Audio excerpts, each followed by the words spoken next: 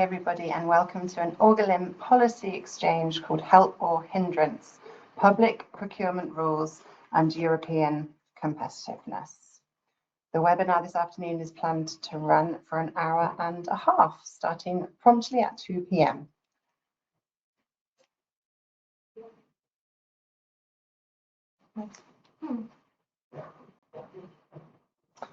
So on the agenda for you today, we have first our welcome remarks, and we'll tell you a little bit about Orgalim.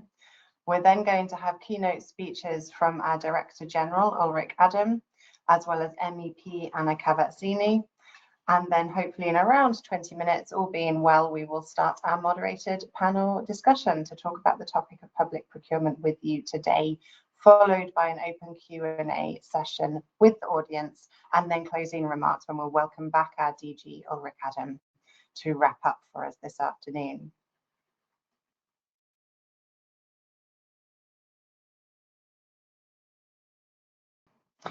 Before we start, so just a few house rules. This event is recorded and it will be shared afterwards. So we will put a link both on our website and on LinkedIn for you. If you are attending the session today, you have been muted, so sorry about that. But if you would like to put a question to any of our speakers, you can use the chat to do so. And you can find today's agenda and speaker biographies in the materials section of GoToWebinar.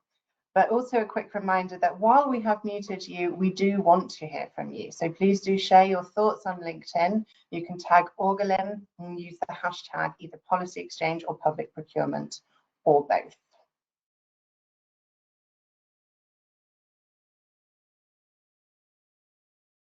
So a little bit about Orgalim as a background. In June 1947, directors of a number of national manufacturing associations from Belgium, France, Netherlands, Sweden and Switzerland formed an ad hoc international congress of mechanical manufacturing. Fast forwarding to November 1955, engineering associations from a further 6 countries created an informal Organisation de Liaison de l'Industrie Métallique Européenne. So there were 11 founding associations to begin with, and they called it Orgalim for short. Moving forward to today, and Orgalim has dropped the E and is Europe's main representative of technology industry. So we cover the mechanical engineering, metal technology, electrical engineering, electronics, and ICT sectors. That means in total, the companies that fall under our remit generate an annual turnover of 2,755 billion euros with direct employment of 11.6 million people. Our annual exports are nearly 800 billion euros, and our industries comprise of 770,000 companies. So it's a broad and wide remit. And now we're going to ask our Director General, Ulrich Adam, to join the webinar and to say a few words to you all. Thank you very much, Sarah, and good afternoon, everyone, and a very warm welcome on behalf of Orgalim to our special webinar on public procurement and European industrial competitiveness. As of today, we're halfway through the public consultation process on the EU public procurement reform, which will close in late January. So we are at an important and, may I say, a perfect moment to discuss this subject with you today. The objective of a consultation is clear: to gather the views from public authorities, businesses, civil society, academia, and interested stakeholders. So with that in mind, we thought, why wait until late January? So already today, you will have the chance to hear perspectives directly from public authorities, civil society, industry, and representatives from the European Commission. Needless to say, today's conversation is intended to be constructive, open, and of course, very much aligned with the spirit of the ongoing consultation. With the upcoming reform, the EU is taking, for the first time in many years, a serious look at how the public procurement framework must evolve to align with the new economic, technological, and societal realities that we live in. And we're talking big money. Public procurement accounts for around 14% of the EU's GDP making it one of the potentially biggest and most powerful levers for policy to shape markets and advance strategic objectives. Moreover, the reform is a unique opportunity to streamline and facilitate procurement rules in line with the EU's broader simplification drive to reduce regulatory burden. In short, I think there's broad agreement that the overall objectives of the reform should be threefold. One, simplicity. We need simpler rules and procedures, particularly for SMEs. Two, strategic focus. We need more strategic support of industrial goals, including a preference for high-quality European goods. And three, sustainability, the promotion of more sustainable and innovative purchasing through green public procurement. From our perspective at Orgalim, we welcome the reform as a long overdue chance to simplify the rules and make it easier for companies, especially SMEs, to access public tenders. And do keep in mind that in procurement, greater simplicity translates immediately into greater competitiveness. The European Court of Auditor found a very concerning trend that single bid contracts for public procurement rose from 24% in 2011 to 42% in 2021. Simpler rules, I think, are urgently needed to trigger more bidders again into the tendering processes. We are also firmly convinced that with the right set of measures, public procurement can be turned into a real driver of European industrial competitiveness by helping to boost demand for sustainable and innovative European goods. With more than 3/4 of public contracts today still lacking any environmental criteria, we have a long way to go in this regard. On the other hand, we want to urge caution on two important issues. One, risk of regulatory overlap.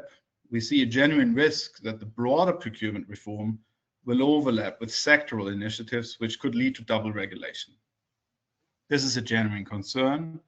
Public procurement rules listed in sectoral initiatives like the Industrial Accelerator Act could easily lead to contradictory requirements.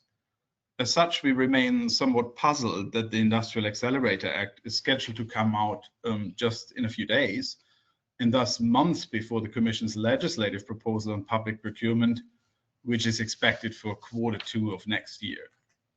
From our perspective, such a sequencing creates a real risk of regulatory overlap at a moment when simplification and coherence should reign supreme. Two, we urge for great caution when it comes to the implementation of European preference criteria. If not designed properly, such criteria could have the potential to spark a huge increase in costs and administrative burden for our industries, and again lead to a loss in competitive bidding processes in return. This would be the case, for example, for requirements for public buyers to purchase products containing a certain percentage of EU-made raw materials or components. We believe that strict and generalized local content requirements, especially if focused only on parts of the value chain, would be harmful for our industry and must be avoided. This is our Christmas list. We understand there are other important views and perspectives around the table. Today's webinar is meant to bring these different views and perspectives together for a joint discussion on how a more coherent, future-proof, and innovation-friendly public procurement system in Europe can be built. The common aim for the public procurement reform is clear. How can Europe get better value, greater competitiveness, and greater resilience from public procurement without raising public budgets? Thank you again for being with us today. I look forward to a rich and insightful discussion. Thank you, Ulrich, and I'm pleased to say we now have online our keynote speaker for today, the MEP Anna Cavazzini. Ms. Cavazzini is a member of the Greens Party from Germany. Welcome, Anna. Thank you for joining us. Over to you. Yeah, thank you so much for the invitation and for Orgalim to put on this very important topic in a webinar. You mentioned the consultation is ongoing. Of course, in the European Parliament, we are also preparing for this very important legislation. So thanks so much for the opportunity. In my introductory remarks, I don't want to basically repeat everything what Ulrich just said. On a lot of topics, I could not agree more. In the European Parliament, we had been, like several groups, also we as the Greens had been pushing for a long time to make the procurement rules more strategic and also greener, and use them as a kind of means to also foster the demand for the Green Deal products for the companies that are transitioning. Because of course, on the one hand, it's important to have sustainability legislation, but on the other hand, you have to make sure that also these products are getting to the market, are getting to the people.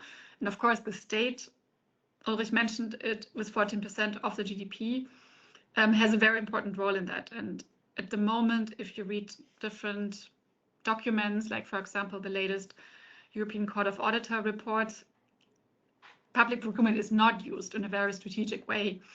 And if you wonder why, if you ask why, if you talk to the local authorities, if you talk to companies that are kind of also, for example, sustainable or producing in Europe, and you ask them why they're not getting the bids, it is often that, or the answer is very often that, okay, the public authorities, they focus on the lowest price criteria. We know it is not a must, but it's the easiest way.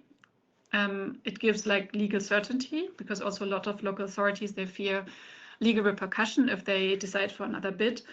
Yeah, but it's really a missed opportunity for European companies, also vis-a-vis our trading partners. We all know it's not a secret that the geopolitics is getting rougher than, let's say, 10 years ago. And I think it would be naive if the European Union would not step up and also acted a little bit more strategically in this not so easy global surrounding. So as you probably know, but I want to repeat it again, the European Parliament already worked on an own initiative report in the last couple of months. I was negotiating for the Greens EFA group. And I tried really, and I think all my colleagues are trying this, of course, to really meet with as many local authorities, with as many companies, NGOs, trade unions, to get all the different ideas, to get the input, to get the best possible solutions. And this will even become more important when the law is coming out and we really do the legislative work. The own initiative report that was voted by the Parliament, I think, gives already a lot of, or reflects a lot of priorities that also Ulrich mentioned. We need to make it simpler for local authorities to basically use the European rules and to undergo the procurement procedures. But we also need to make it easier for companies, because of course, especially the smaller ones tell us it's so complicated for them to take part in bids, so they just don't take part. And this is also being reflected in the figures, unfortunately. So simpler, but at the same time, and I really think it's not a contradiction, also more strategic and more sustainable. And for me, it has to do, as I said, a lot also with legal certainty and clarification on if a local authority decides to take, let's say, the green cement or the machine produced with green steel, but it's probably in the moment of purchase a little bit more expensive. Can we be sure that there will not be any problems in the future? And how does the local authority also identify these kind of companies or products to make it super easy, or not have like every time very complicated life cycle calculations, but have clear indications what is a sustainable product, what not, what is a product that has probably more value added in Europe, what not, and then hopefully using the public procurement part of the GDP more strategically. We have also a clear demand in the report on moving away from the lowest price criteria. It's of course connected, but nevertheless, I want to mention it again. And I heard that the European preference was seen a little bit more critically, but for me, it's also part of the strategic question. Yeah, if take the European car industry, I don't know, if like, for example, German ministries only buy Chinese cars, it's probably not helping our car industry at the moment. So of course, it makes sense to think also in strategic sectors, for example, also in the tech sectors, how we can make sure, yeah, that also companies producing a little bit higher value in Europe can win the bid, while probably being a little bit more more expensive, and not having this as a contradiction or an exclusion criteria, basically. And of course, we have to define it very well. We have to make sure that there's no question marks or that there's no new bureaucracy coming with it. But I also think that's possible. And probably a last point or a last remark is on this regulatory overlap.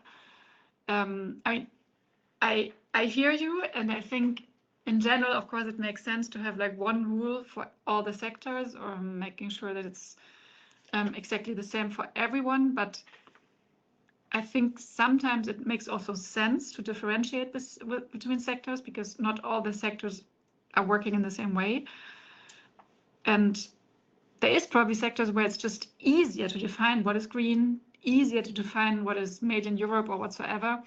And then these sectors can also go ahead. But of course, yeah, absolutely, there must not be new bureaucracy and new overlap that contradicts each other. And I think here also the Commission is, of course, asked to design the laws in the best way, and also for us as European Parliament to make sure that we don't create new layers that are like not working for the companies. So with that, I finished my short introduction, and I hope you have a great webinar. Thank you, Anna, and I think you've done my job for me as well in terms of introducing many of the key topics that we're going to pick up on today. So you mentioned, local authorities sort of potentially fearing legal repercussions. You talked a few times about kind of going for the price, the missed opportunity if you only go for the lowest price of hitting those sustainability targets and using public procurement to bring in sustainable and innovative technologies. You've mentioned companies producing in Europe, and how can we use those rules strategically to also support European companies. So I think with all of that in mind, we can now dive into the panel. I'm conscious that you have a limited amount of time as well. So thank you very, very much for joining us this afternoon and for those opening remarks. And can I please ask for the panelists this afternoon to turn their cameras on now? The moment of truth to see if all the technology works. So we have Helen, Valentina, Philomena, Henning and Daniel. Fantastic. We have a full house. That's super great. So it's with great pleasure I introduce you all. So today joining us on the panel, we have Mr. Herring Ehrenstein, who's the head of unit for public procurement at DG GROW at the European Commission. We have Helen Molander, who's the Deputy Director General of the Swedish National Agency for Public Procurement. We have Valentina Schipper-Zopejko, who's the Manager for International Collaboration and the European Coordinator for the City of Haarlem. We have Filomena Vieira, who's a Portuguese lawyer and consultant with 25 years of experience in strategic public procurement purchasing. And we have Daniel Vennick, who's the Policy Director here at Orgalim. And by means of introduction, I'm Sarah Kemp, and I am the Director of Communications also here at Orgalim. So thank you very much for joining us. Fantastic remarks from both Ulrich and Anna. And Henning, I think if we come to you first, that seems fair, given the pen is still in your hand at the moment. I think if we start with an easy one and ask you to open the panel discussion with the question, from your perspective, what are the key priorities for you and for the European Commission in this upcoming EU public procurement reform?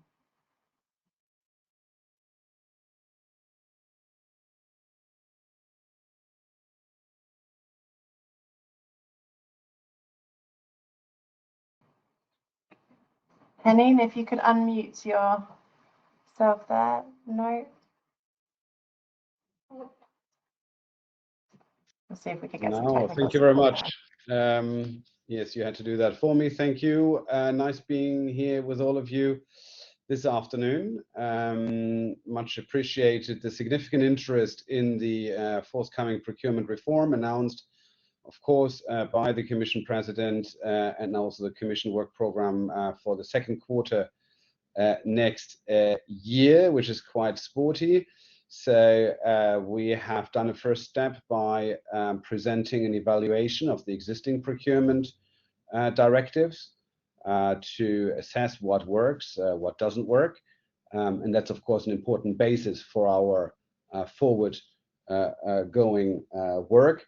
We are currently consulting widely until the end of January what should be the priorities in the views of stakeholders and how these priorities should be implemented.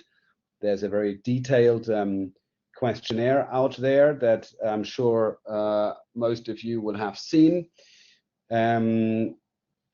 We will also now soon launch a SME-focused consultation in addition, given the importance of the file for SMEs. So if I say what for us the priorities are at this stage, this is not set in stone whatsoever, because this will obviously evolve further as a result of the input that we're getting during this ongoing consultation phase, of which events such as today are, of course, part. But at this stage, we see three overarching priorities, if you want. The first one is to make procurement really part of an integrated European investment strategy, given the size of what is procured. There's, of course, a significant relevance, but to be an efficient part of that strategy, procurement procedures must probably be simpler, more flexible, more coherent. These are all items that we, certainly since I joined the procurement world in the summer, there has been no day where I haven't heard the importance of moving into that direction. So these were, of course, also the objectives already when the existing rules were proposed by the Commission in 2011 and then adopted in 2014. So this is not new. Our evaluation showed that there has been some success in that, but that a lot more remains to be done. For example, in terms of flexibility, in 2014, there was a number of different procedures that were introduced to give contracting authorities the flexibility to choose between procedures, which one would be the most adequate for them. But reality is that in an overwhelming majority, the open procedure is used, which is good. So what is more asked for, we believe, is flexibility within the procedures rather than between them,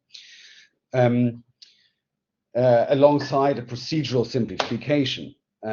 So this we will look at. For us, this is linked to digital tools, not only because digital tools can enable simplification, for example, for economic operators to not time and again having to submit documents, the role of the business wallet, for example, in this context, or also the networking of different procurement hubs or marketplaces. We see that about 1/3 of member states have now integrated their procurement into a single platform that's operated at national level. Others still have a very diverse landscape of many procurement platforms, so that companies may have to register in each of them to participate in procurement procedures. So scope for simplification here, also cross-border interconnecting potentially these systems, making them interoperable, again, to reduce administrative burden. But these two things don't only go together from a simplification perspective, but also from a political perspective, if you want. Because why do we have all of these procedural controls in public procurement legislation? The reason, of course, is as a safeguard against potential irregular practices in the market. So procedural controls to prevent irregularities. Now, if we find another means of protecting us against irregular practices, and the more we are able to do that, the more we can also reduce these procedural controls foreseen by EU law without risking an increase in these irregular practices. So these two go together. Digital, not just for the immediate administrative burden reduction, but also to create transparency in the market to allow big data analysis to analyze procurement data for certain patterns. Of course, transparency in data also for policy purposes, but here really as a control against these irregular practices. If we manage to do this, then I think we can be really quite ambitious on the procedural simplification. But the two hang together, if you want. Second priority, and we heard it from Anna Carazzini also, align public procurement with key EU policy objectives, which indeed encompass green and socially sustainable procurement, innovation procurement. A major innovation of the 2014 reform was to enable and push, allow contracting authorities to include such a strategic policy consideration. We see uneven uptake of that across member states. Probably green procurement is probably significantly more common than social procurement, and certainly more than innovation procurement. But we have very patchy data only on this, as you can see from the evaluation report. So here we believe we can probably, based on the experience that we have now gathered over the last 10 years with, as I said, environmental, social, sustainable, and innovation procurement, we can probably go further and refine what is in place in order to promote these procurements and align procurement procedures and policy better with overall policy objectives of the Union. And part of these policy objectives are, of course, also to improve cross-border market integration, cross-border bidding, cross-border awards, which, if you look at direct cross-border awards, have not significantly improved over the last 10 or so years, standing at 4% of all awards. The indirect cross-border procurement is a lot more advanced, reflecting integrated international value chains, of course. The role of SMEs here plays a role as well. It's, of course, our objective to support SMEs in the economy and also in procurement. There, the evaluation, however, showed that SMEs actually not faring that badly. They get a share in terms of value of procurement contracts that is broadly in line with their overall share in the economy. Third big priority, also mentioned already, Made in Europe, set out by the President in her State of the Union speech in September, already in the Clean Industrial Deal as well. Clearly, as already stated by Anna Carazzini, in the world we live in, strategic autonomy, economic security considerations are a lot more important than perhaps we would like to, and perhaps than they have been in the past. Reality is that they are, and that therefore we have to take on the situation as it is and respond to it. And here, procurement and European preferences and buying European clearly will play a role in this horizontal reform. So these three overarching priorities, I don't know, this probably exhausts my time. I'm happy to go into any of this in a bit more detail if you would like me to. Thanks a lot. Thank you very much, and that's very efficient timekeeping. Thank you. No, really, really helpful. We've taken many notes there, which I'm sure we can come back to through the discussion.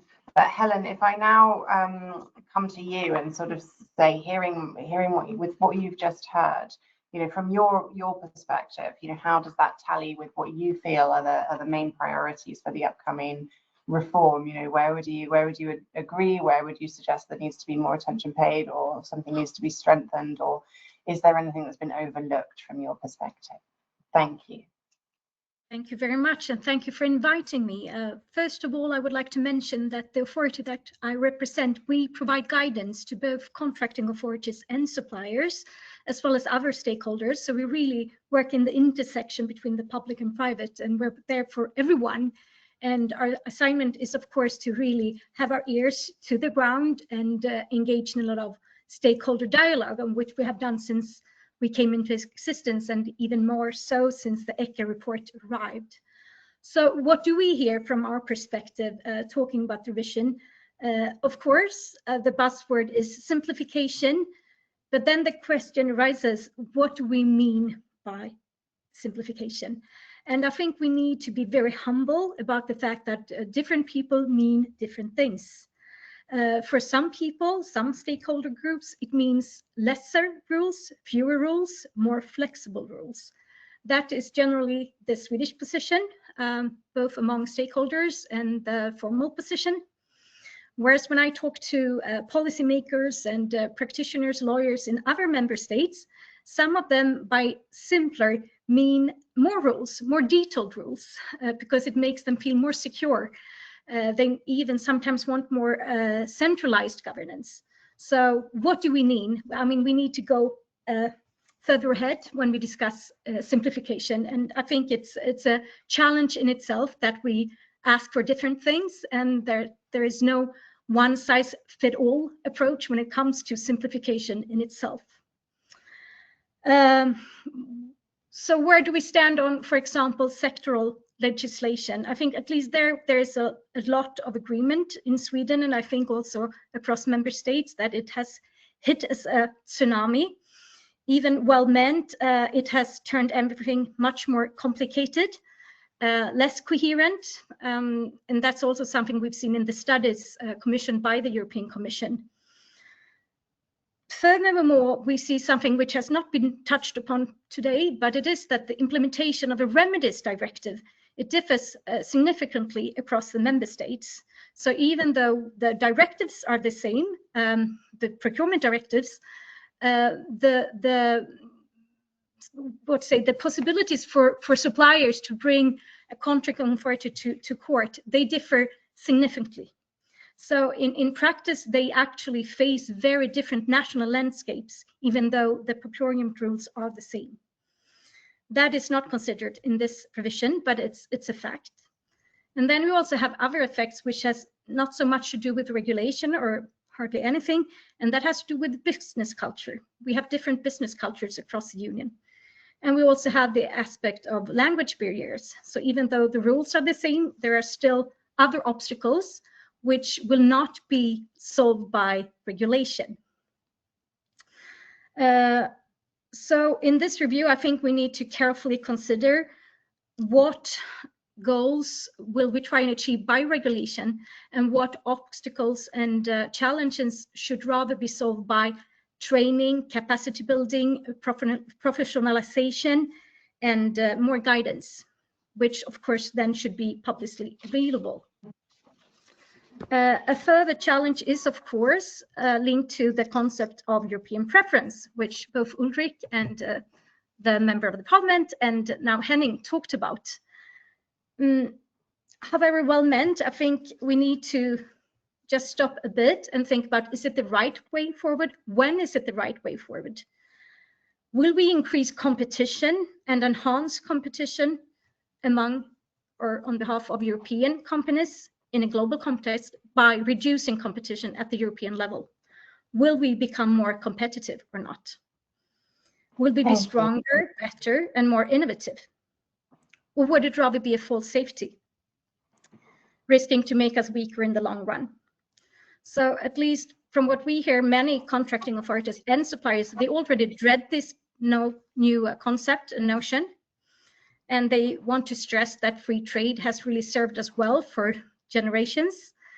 And we could also of course, remember the famous quote or saying by Bastiat, at least this quote has been attributed to him, and that is, when borders don't cross borders, soldiers will.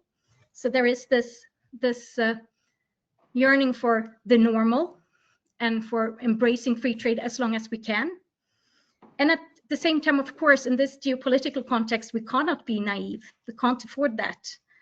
And we can't be overly optimistic about how much we can achieve through free trade.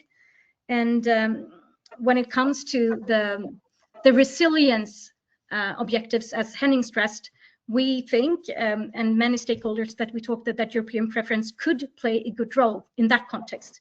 But that's more for resilience purposes than for competitive purposes. So there's a difference. Why are we going to use it? And then also a lot of people dread it because they fear that it will further increase the administrative burden. What does it mean? What does European mean? What does made in Europe mean? And Ulrich addressed that as well in his introductory remark. Will the European Commission provide us with registers where you could check whether anyone is European? And will the rules be easy to circumvent or not? At least in Sweden, it's very easy and cheap to set up a new company. Will that be a Swedish supplier or not? All those things have to be solved before we roll out any new rules in this area. So there is a lot of fear, I would say, when it comes to European preference. That's really helpful, Helen. Thank you. Thank you so much.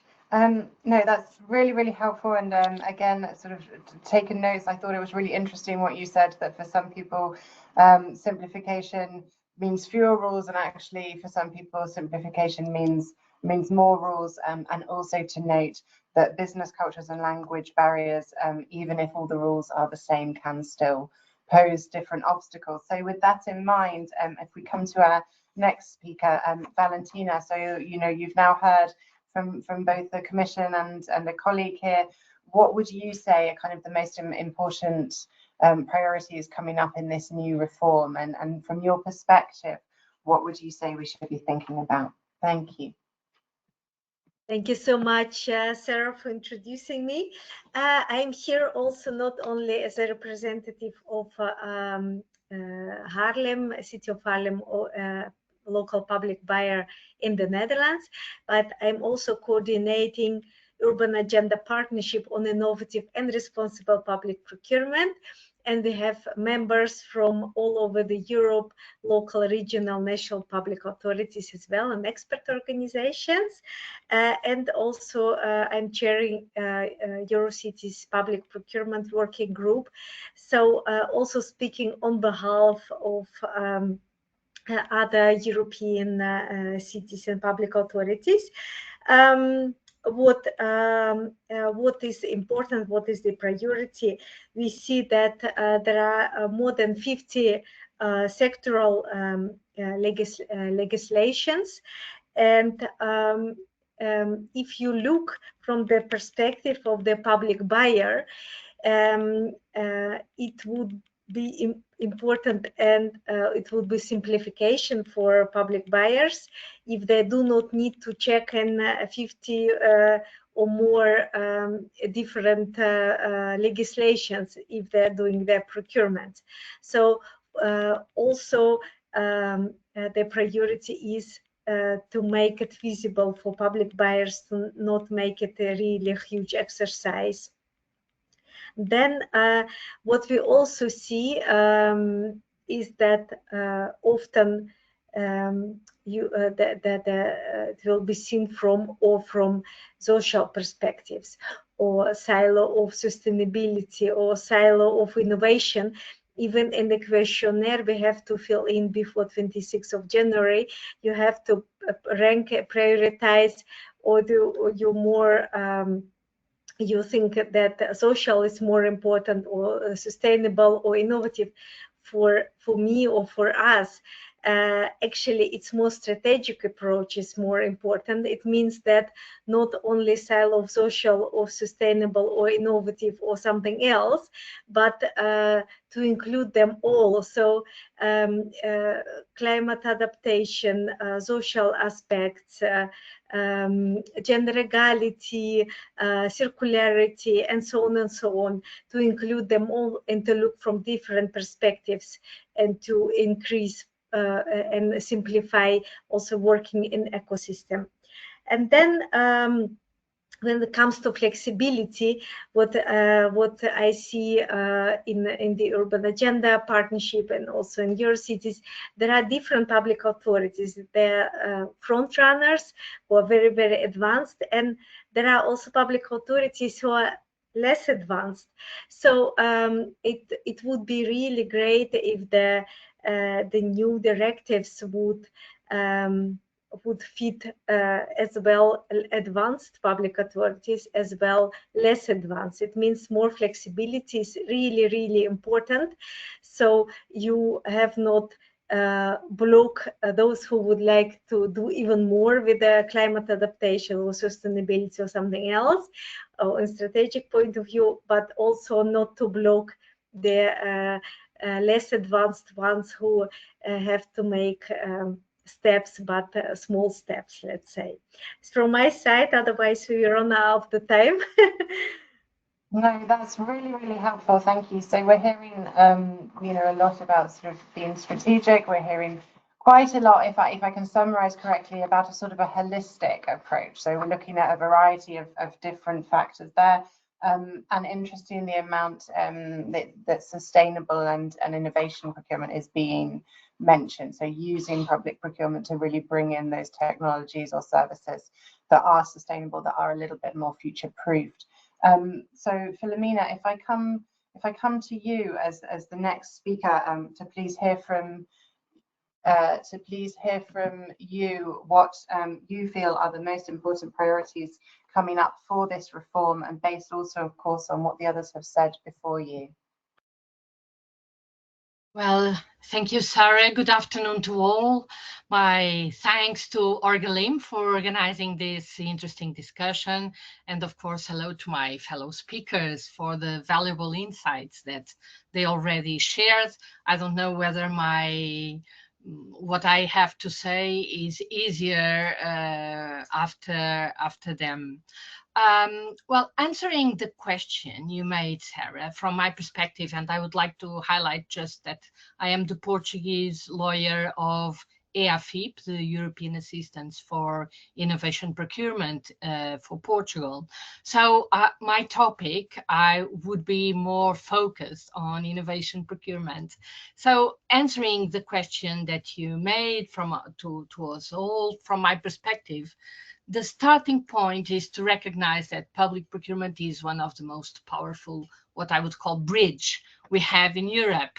It's a bridge between public sector and private sector.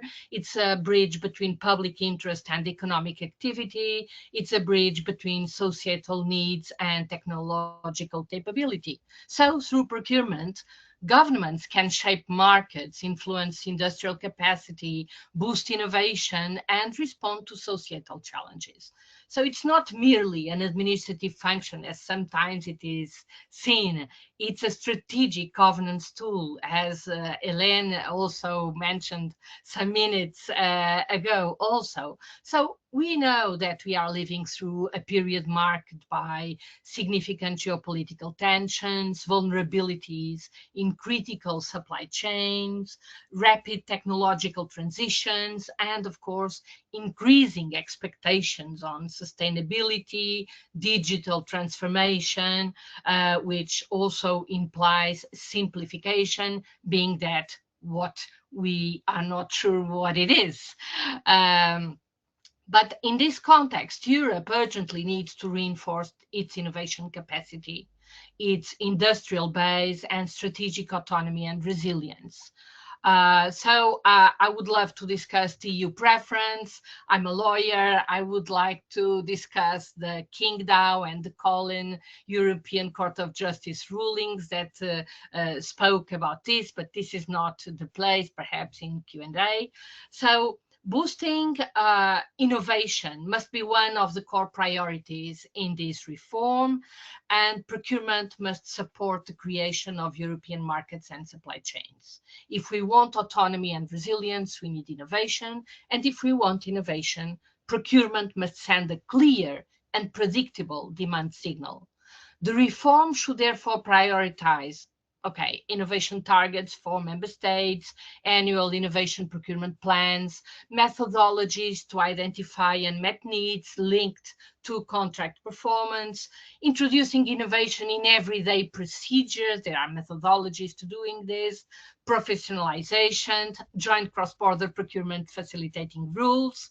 And I would like to stop 2 minutes to speak just about clear rules on risk sharing and intellectual property rights sharing, because this is very important for innovation. For suppliers, it is important to understand that one of the biggest obstacles to innovation in public procurement is not a lack of willingness, it is institutional risk aversion. Public authorities operate under strict audit, financial, legal controls.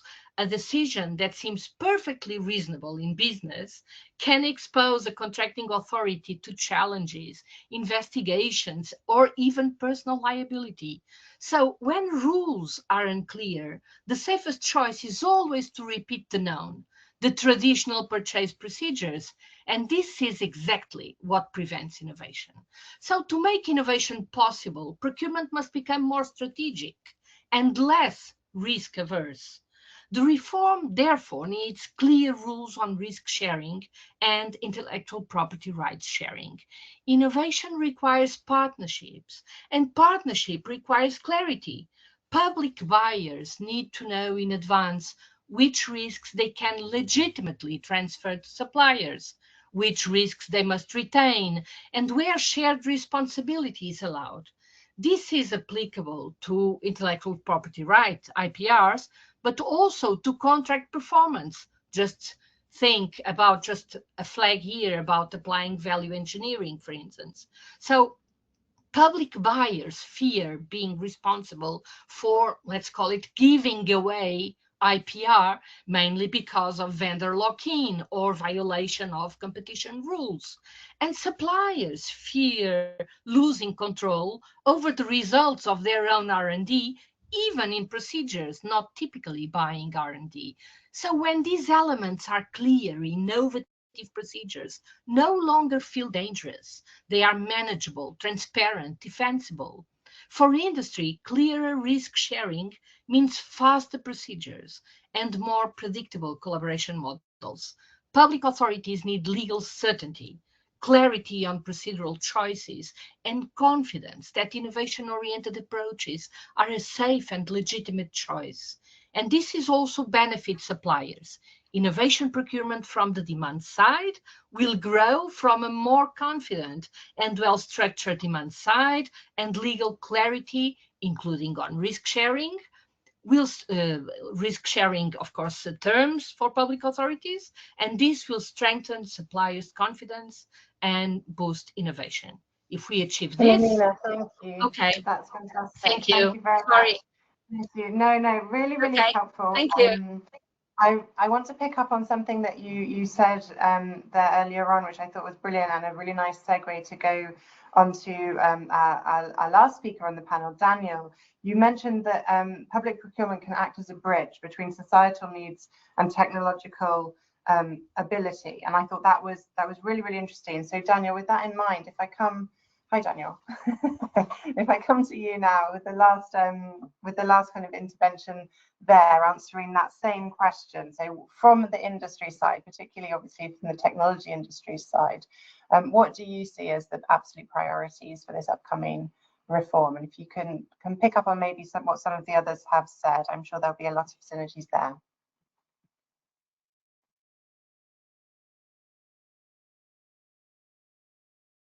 Thank you so much for that.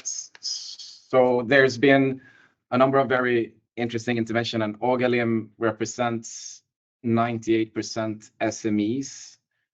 So I'm happy to hear the call for simpler regulation that has come, but then indeed, what does that mean?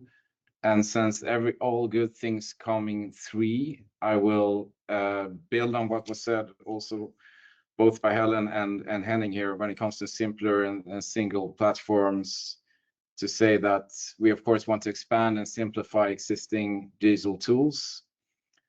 And as an example of that is the ESPD, which stands for European Single Procurement Document, which is mandatory to be used in these procurement processes. Many of our members find them very cumbersome. So in this case, simplification means that you can fill them out quicker and easier. That would be the metric I would use for that. Then I also want to touch on remedies that Helen mentioned, and we would be happy to see to include a remedies directive in this overview, because we believe that how remedies to make the public procurement processes more transparent and easier to access for SMEs, for that to be harmonized at the EU level and improved would be a substantial improvement. Last point on SMEs is that we find that they're reluctant to participate on their own, and it's complicated to participate as a consortium. So if we can make it easier for them to participate as consortium, that would be great. Another point, which also comes in threes, is about European preference criteria. We're open, but very cautious about European preference criteria. We believe that you can consider expanding the implementation of Article 85, the Utilities Directive, which allows contracting authorities to exclude bidders where more than 50% of the value comes from countries that don't have trade agreements with the EU. So there's already an existing article on that in the Utilities Directive. That is something that can be looked into. Another thing that can be looked into is the possibility to use non-preferential rules of origin to define what is European produced or assembled. But in general, very cautious, and you need to have an impact assessment on a sector-by-sector basis, because on some sectors, even European preference could have quite big ramifications. But concretely to one of the questions that you mentioned, Sarah, about linking to other policy objectives such as sustainability, we believe in having mandatory requirements for public buyers when it comes to having more stringent total cost of ownership methodologies. So that's one part that could increase the sort of sustainability aspect of public procurement.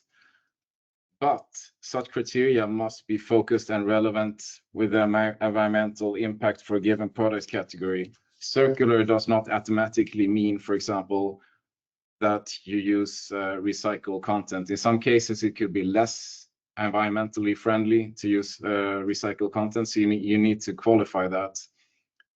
Second, sustainability criteria must be designed in a technology neutral manner, and that's easier maybe said than done, but happy to look into that together with the Commission and others, what that would mean. And third, when it comes to this total cost of ownership, where you sort of look through the whole life cycle cost of a certain product, so not only the cost of buying, is to minimize administrative burden for industry. So again, the paperwork connected to this that you fill in. But in general, I think this is very positive with this review. It's a step forward, and we really hope for this sort of cross-border interoperability, simplification, and simplification for us is very much clearer rules that are faster to, when you can make the process of public procurement faster and faster to fill in the different documentation that is needed in these processes. Thank you so much. I'll leave it there. No, super, thank you. So Henning, if we come back to you and having reflected on now having heard the other panelists, we're hearing kind of mixed views on European preference criteria. So perhaps a question to you would be, how does the European Commission intend to implement the European preference criteria in this review without generating additional administrative burdens for either the buyers or the companies participating in tenders? And picking up a little bit as well on that sort of duplication element, where we have some people saying that actually they'd like more rules, the rules to be more detailed so they really understand what they need to do, and others, so such as Daniel saying, well, we want to be able to go a bit faster, actually we want to be able to implement things more quickly. So how does the Commission intend to balance those elements?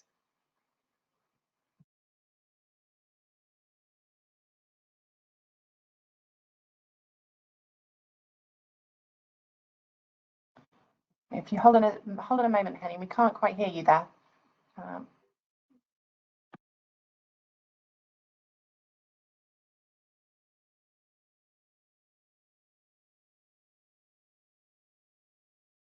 Does it work now? Yeah, I see someone nodding. Thanks a lot.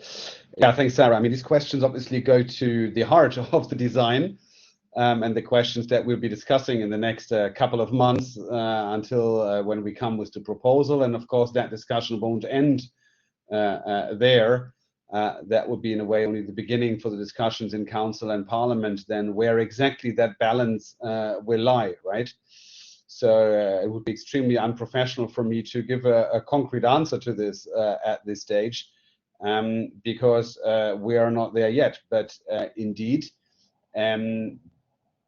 there will be certain choices to be made between objectives which some may understand to, let's say, be ruling out each other. I mean, if you want to focus exclusively on simplification of the rules, that is one thing. If you also want to pursue strategic policy objectives, such as Buy European, you will have to look at the options how you can do this without creating unnecessary administrative burden, at least. But evidently, there will be certain procedures that are then linked to that, and it will be our aim to design those as light as possible. But these will be political choices in the end of the day. There is, of course, ways to facilitate the application of certain requirements, such as, I mean, in the international trade sphere, we have the access to market, a database where contracting authorities can already see which product is governed by which international agreement, and therefore falls under what trade rules, under what also GPA procurement rules. So yeah, these are obviously questions that we'll be looking into, and on which we also hope to get some cues and from the ongoing public consultations. Okay, super, thank you. And so, Helen, if I can pick up and come to you there. So Helen has mentioned, as we've just heard, that there's going to be choices that need to be made. Do we focus only on simplification? Do we focus on buying European? And in some cases, there can be a bit of a trade-off there. And as Henning fairly said, you know, the conversation will be ongoing also in both Council and Parliament. But I wondered if you could bring in perhaps the perspective of the SMEs. You know, they've been mentioned several times as well. It was interesting, Henning, what you mentioned, that actually the representation of the amount of SMEs that win the bids roughly equates to their representation in the economy. But Helen, from your perspective, you know, what do you feel are the kind of the most important parts of the framework going forward for the SMEs?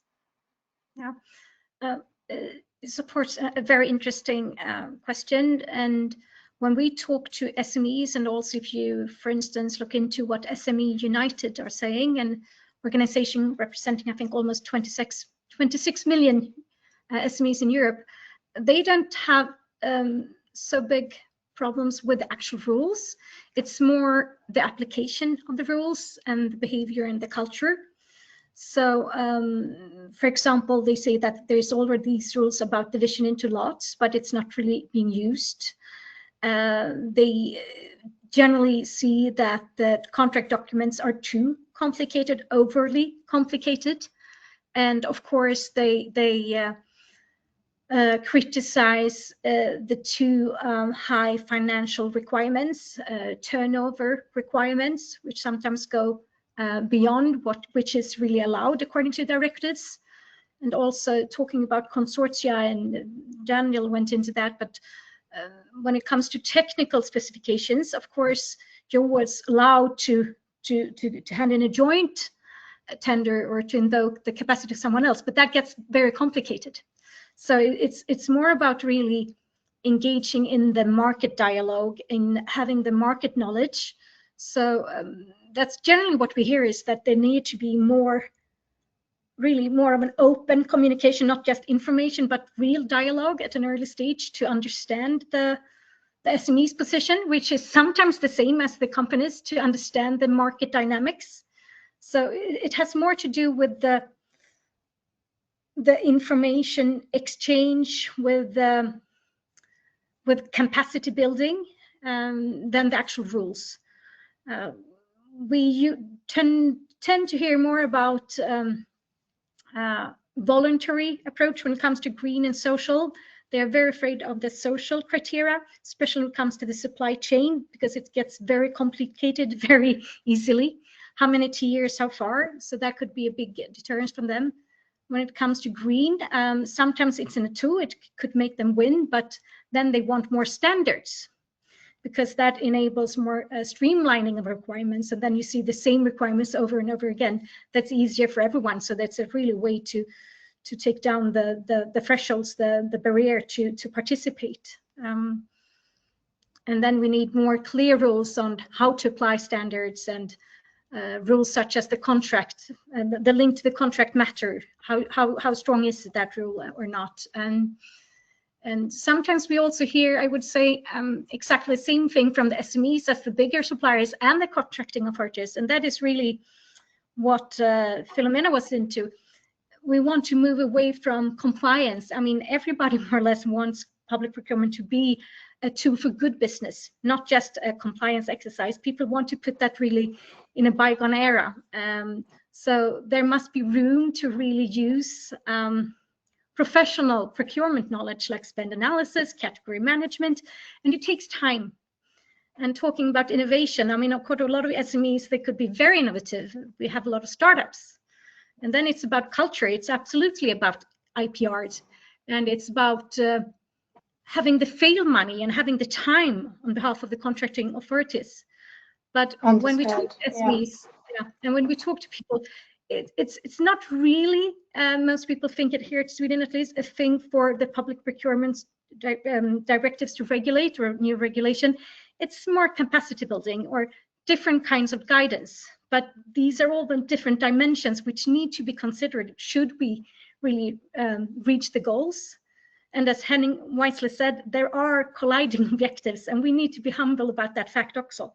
So we can't, in every proceeding, solve all of objectives, and that should really be up to the discretion of the contracting authority to choose which objective is the most important here. Is it budget? Is it innovation? Is it green? What is it?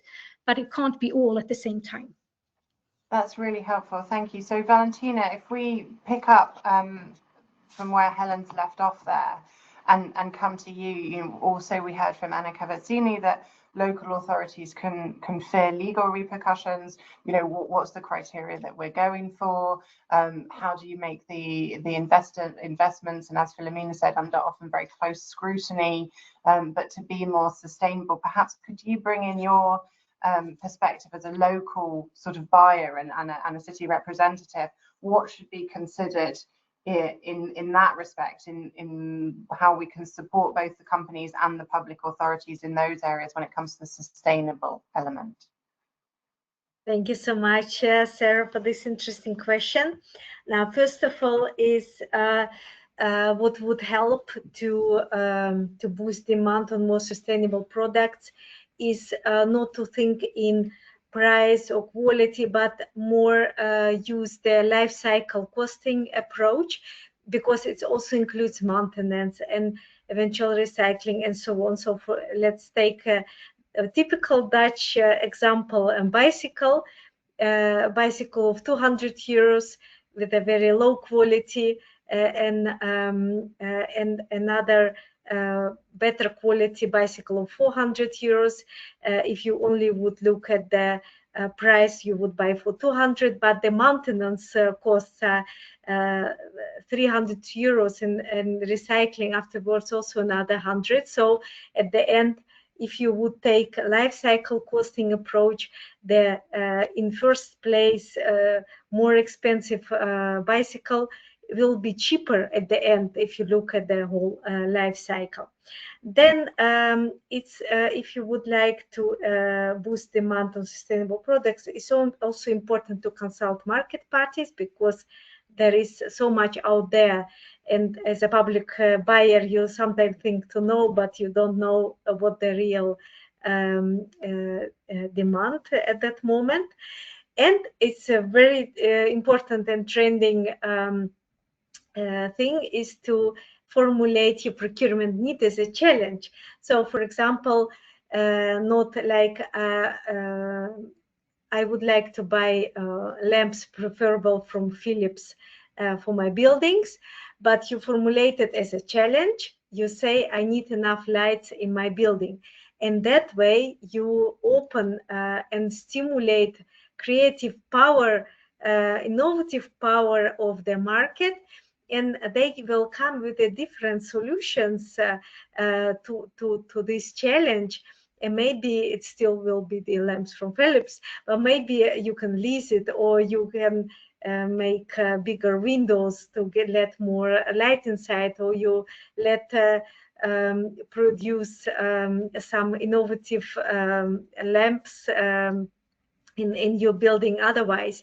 So this way of asking, instead of your procurement need very, very detailed to describe, but formulate as a challenge, will help to boost innovation and sustainability. And what I also would like to mention is the last thing is regarding stimulate made in Europe sustainable products.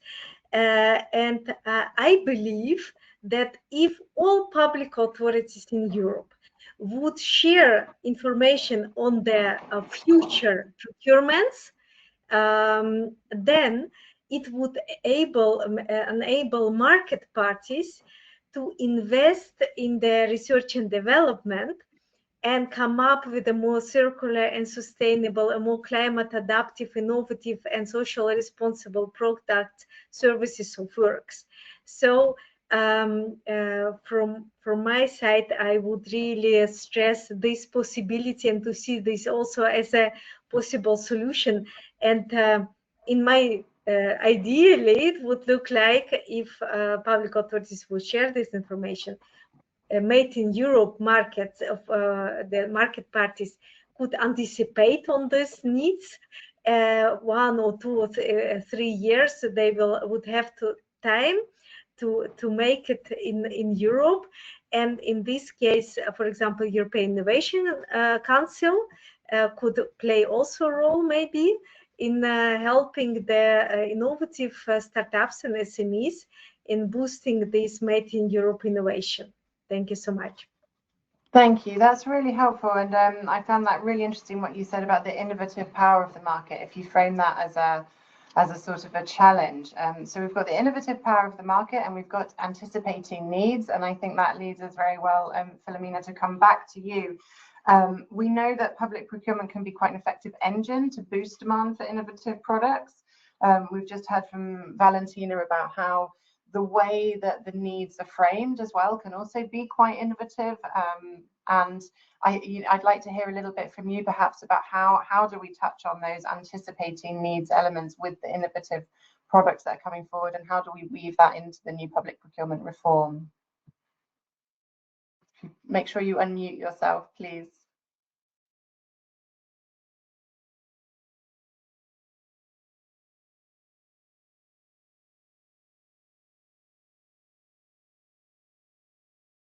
Now I think I'm unmuted.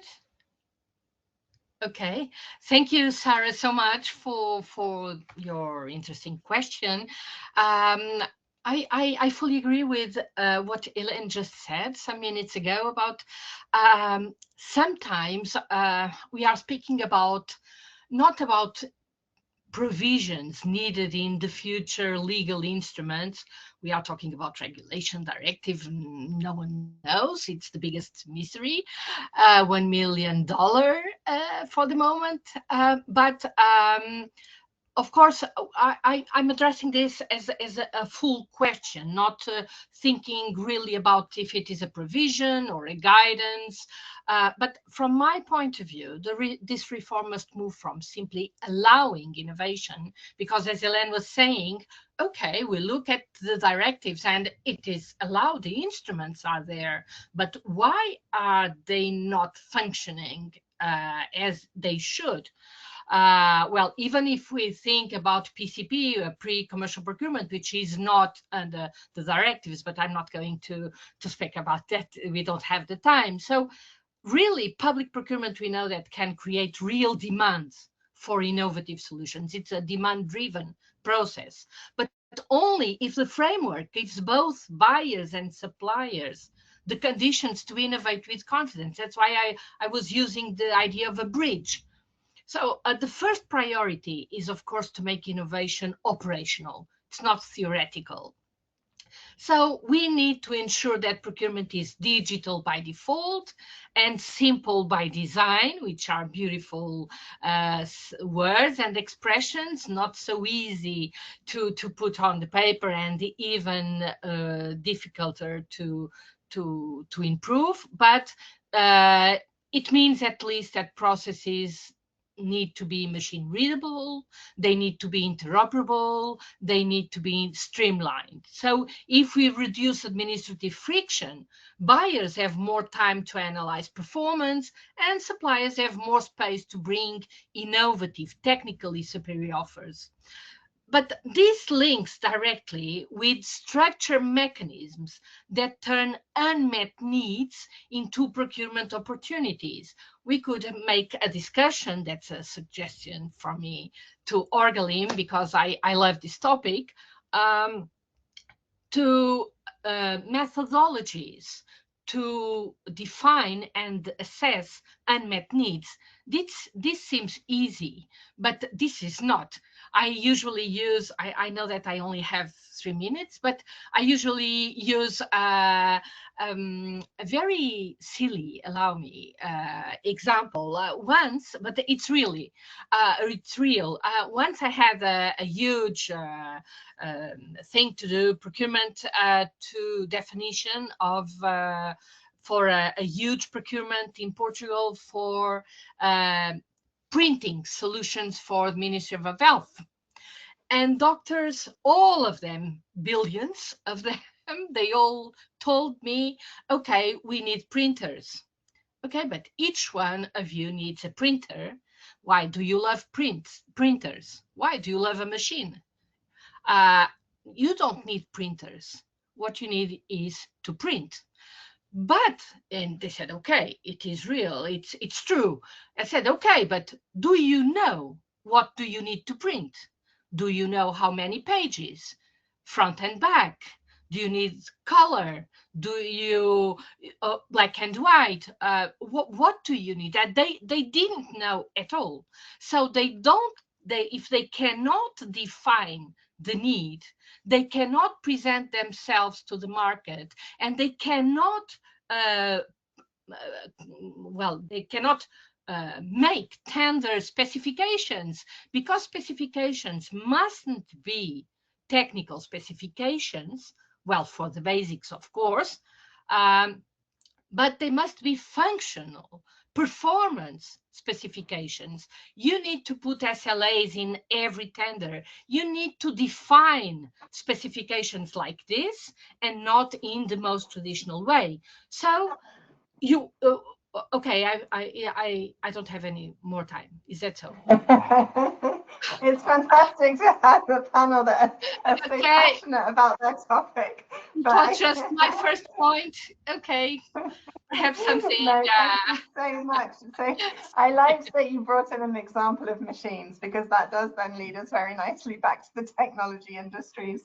And Daniel, do you want to sort of come back in now and say what concrete recommendations are we going to put forward from the perspective of industry, particularly Europe's technology industries, on all of these elements? So from promoting innovation to, again, simplification, what's your sort of wish? We do have a couple of questions from the audience as well, so you've been very gracious and let our other panelists sort of speak, but if you can come back in for a couple of minutes and say what is it that we're really looking for now.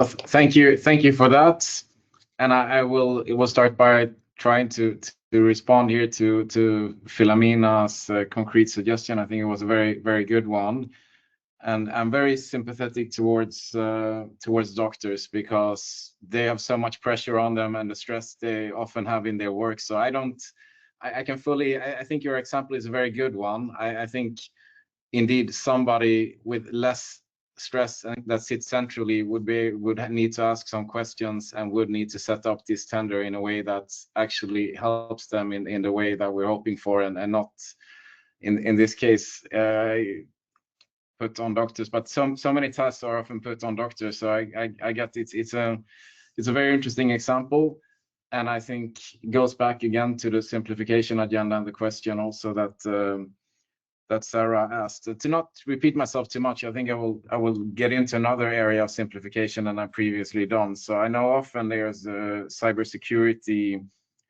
criteria coming up, and potentially you could have cybersecurity criteria in public procurement. And there we get into another part of simplification where we feel it's very important that if you come with those kind of requirements, that they're proportionate and that you can prove a certain risk, and exercise caution in linking cybersecurity criteria with voluntary certification schemes. Now, there is one certification scheme on a European level, and that is something that we're very positive about. I mean, if we're going to use certification, it's better to use, of course, at the European level, so there's some level of harmonization. We see now risk also that there's national cybersecurity criteria growing.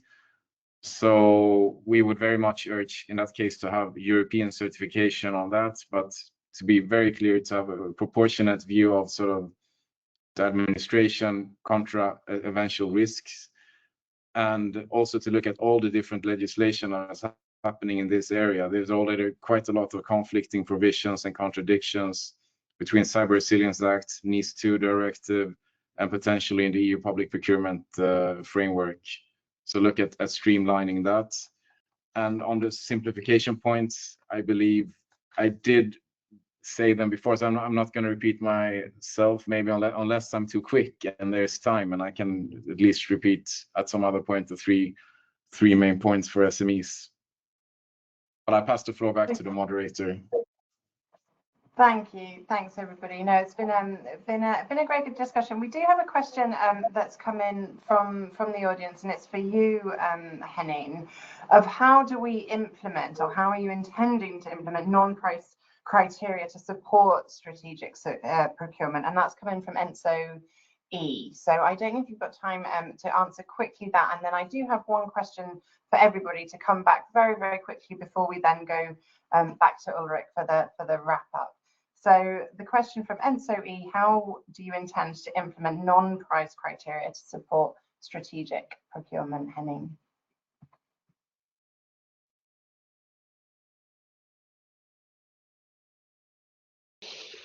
Thanks a lot. Do we need to prescribe this in EU legislation? Question mark would be my question back to that.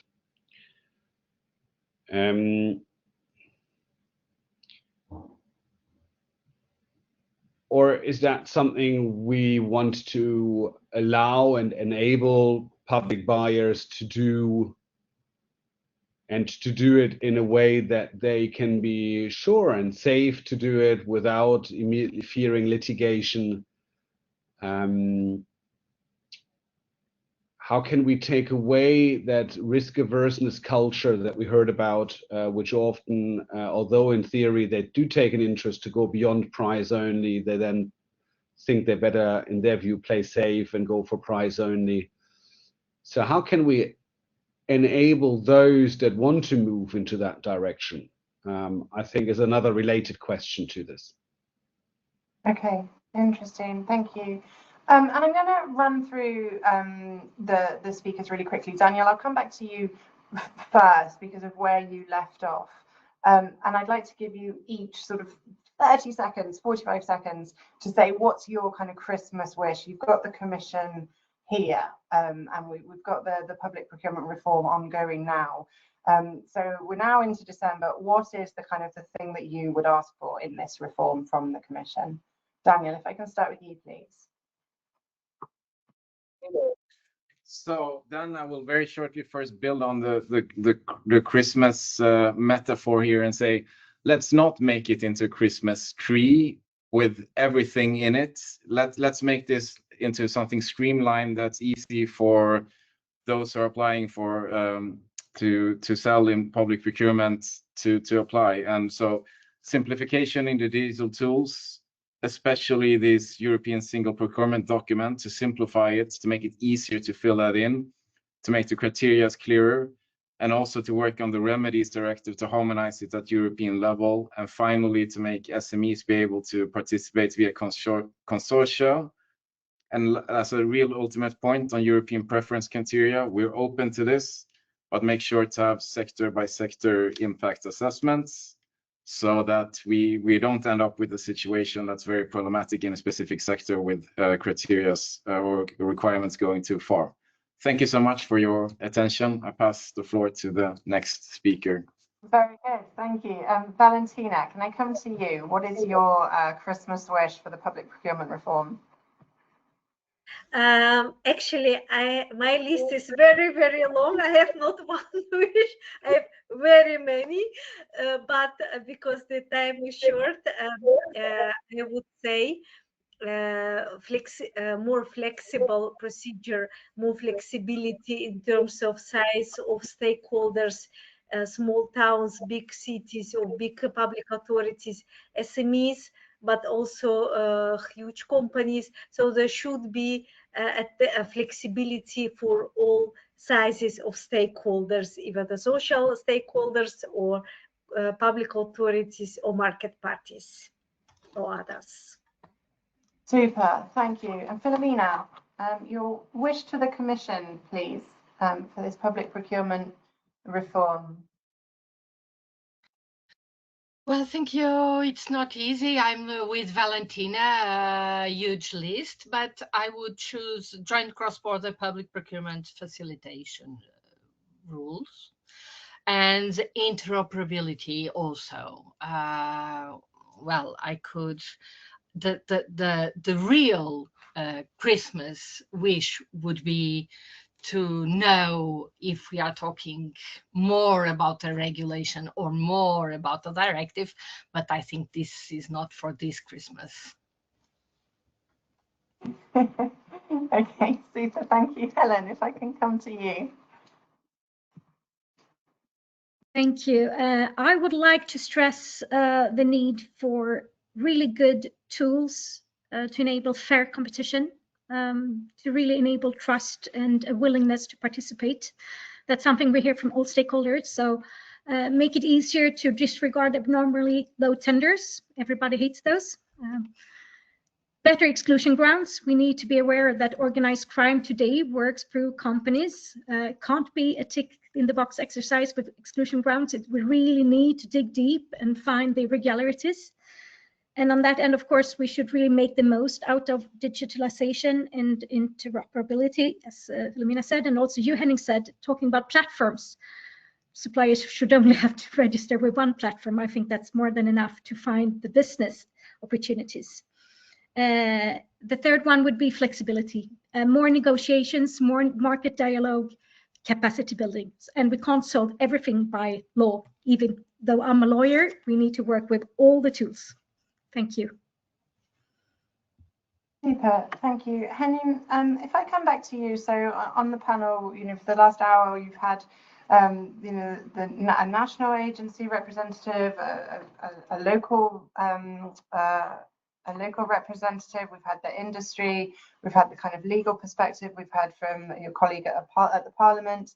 So if we can wrap up with you, please, what, from your perspective, is needed from all these other stakeholders to make this a success? So once it leaves the Commission's hands, what do you need from the stakeholders that have sort of skin in the game on this to make public procurement reform successful?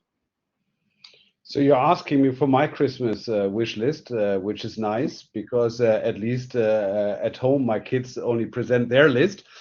But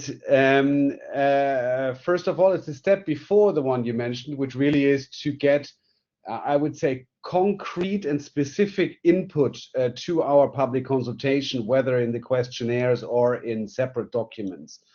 Beyond we need to simplify, we need more SME participation, because of these political things, I think most people agree.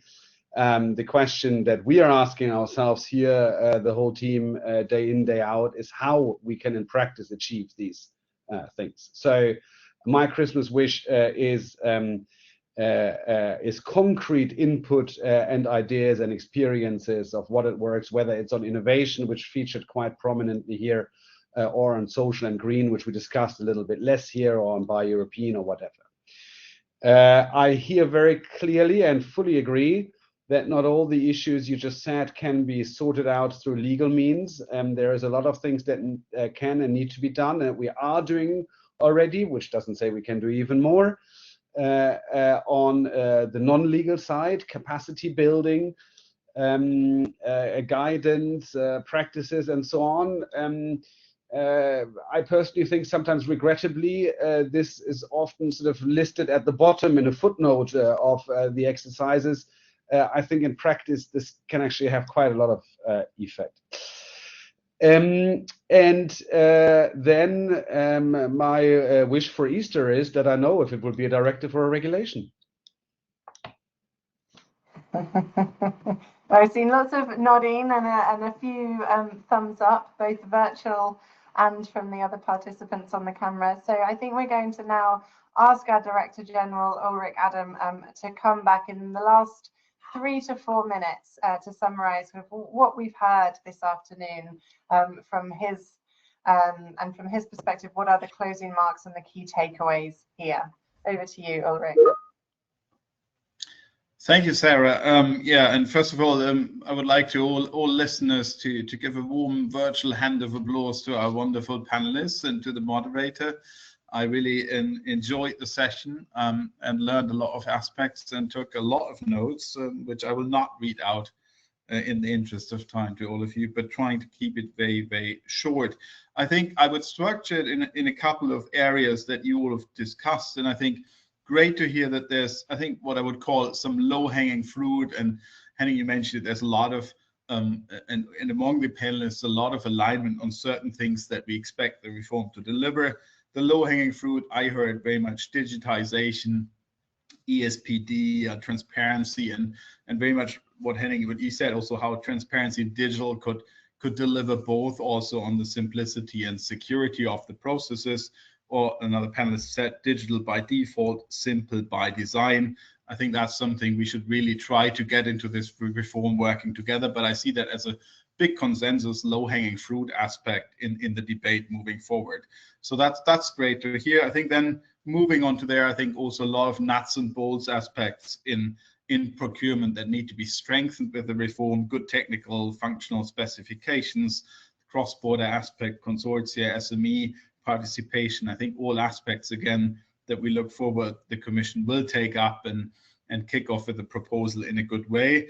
But then there's also a lot of more complex and uncharted terrain. I think that we will need to see what Christmas and Easter will bring us and the entire process in the end. Starting with, it was mentioned, non-price criteria, the whole point and the flexibility. How can we empower public procurement processes to be potentially more, I would say, entrepreneurial or risky? But on the other hand, if we don't do it, in the right enabling framework, people will, again, it would backfire completely, and authorities will just go on price to be safe and secure and not be legally challenged. And again, just to say, today is a particularly almost sad day to remind all of us about the incredible sensitivity of public procurement processes, as news is reaching us that 2 high-level officials of the Commission have been arrested because of alleged misconduct rewarding a public procurement tender to the College of Europe. So, I mean, again, I think we need to also highlight how huge the risks for the individuals, for the officials, a bit of sympathy to public officials, and also the legal liability risks that come if the procedures are not well defined. So there's a more unclear territory that the process needs to clarify. And finally, again, Henning, you mentioned political choices will have to be made on some of the more unclear areas like green and social criteria. Again, I think that'll be a big one to watch. I think also with regards to next week and the IAA, what kickoff comes there with Made in Europe. So that's a big question mark. I think that we couldn't find all the answers today, but that the process and hopefully the reform will be able to give good answers to. I think it boils down to the famous quote from Warren Buffett that, who said, price is what you pay, value is what you get. And that is very much what the public procurement should, they should look at price, but ultimately they should look at value for the purchaser and for the taxpayer, we're talking about public money and trying to maximize the value while keeping control of the price. So I think with that, I would close my very, very short summary. Thank you very much for today, and I think it's the beginning of more dialogue moving forward. And again, those who haven't submitted to the consultation should definitely do that, I think, and hopefully found enlightenment and insights today to do that before it closes at the end of January. But it will be an issue we'll be in touch with and work together moving forward. Thank you. Thanks, Ulrich. Thank you. And for those of us that have joined today as the audience, thank you very, very much. Thank you for the questions that you submitted. And as you could see, we had really enthusiastic panelists, so we weren't able to get to all of them. But just to let you know, if you are interested in contacting us to discuss any of the topics that you've heard today, you can do. The email addresses of all of the Orgalim policy team are on the website. You can also join us on LinkedIn. As mentioned, please do sort of share your thoughts about the webinar, and you will receive an email following this webinar with a link to the recording as well, and we will summarize the discussion on our website. So thanks again very much for joining us. Thank you very, very much to our speakers. A sort of fantastic round of applause from us, and we will be in touch. Thank you. Thank you so much. Thank you.